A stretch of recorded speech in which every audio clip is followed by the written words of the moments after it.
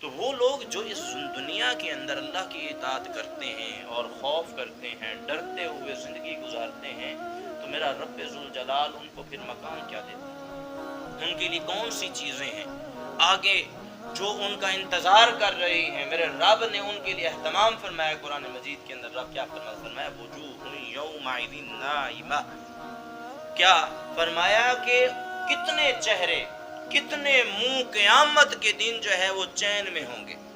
وجوہ یومئذ، وجوہ کہتے چہرہ، کہ کتنے چہرے یومئذ قیامت کے دن ناعمہ مطمئن ہوں گے، اطمینان، ان کو کوئی فکر نہیں ہو، کوئی ٹینشن نہیں ہوگی، وہ بے فکر ہوں گے. قیامت والے دن جب نفس نفسی کا عالم ہوگا، ہر بندہ بھاگ رہا ہے کہ کسی طرح میں بچ جاؤں، میں بچ جاؤں، میں بچ جاؤں. کسی کی کوئی پرواہ نہیں ہے، کوئی کسی کو پہچانے گا نہیں. فرمایا رب کیا فرمایا؟ وہ لوگ اس دن قیامت والے دن کیا ہوں گے؟ بالکل مطمئن، کوئی ان کو پریشانی نہیں ہوگی.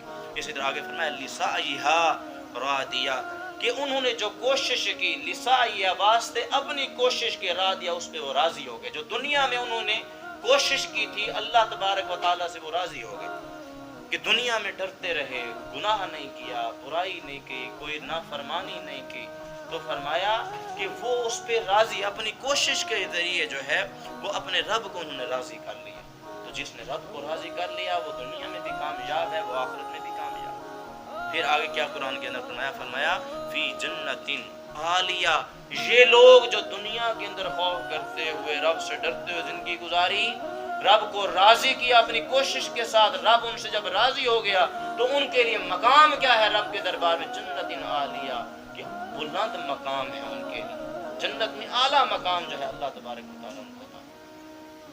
تو اب یہ دیکھیں یہ چیزیں کہاں سے حاصل ہوتی ہیں، کس طرح سے میرا رب آپ پہ کرم کرے گا، مجھ پہ کرم کرے گا؟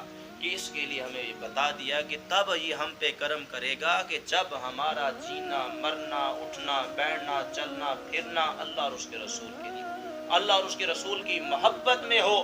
جب تمہارا اٹھنا، بیٹھنا، چلنا، پھرنا میرے رب کی محبت میں ہوگا تو میرا رب ذوالجلال پھر تمہیں اطمینان عطا فرما دے گا قیامت.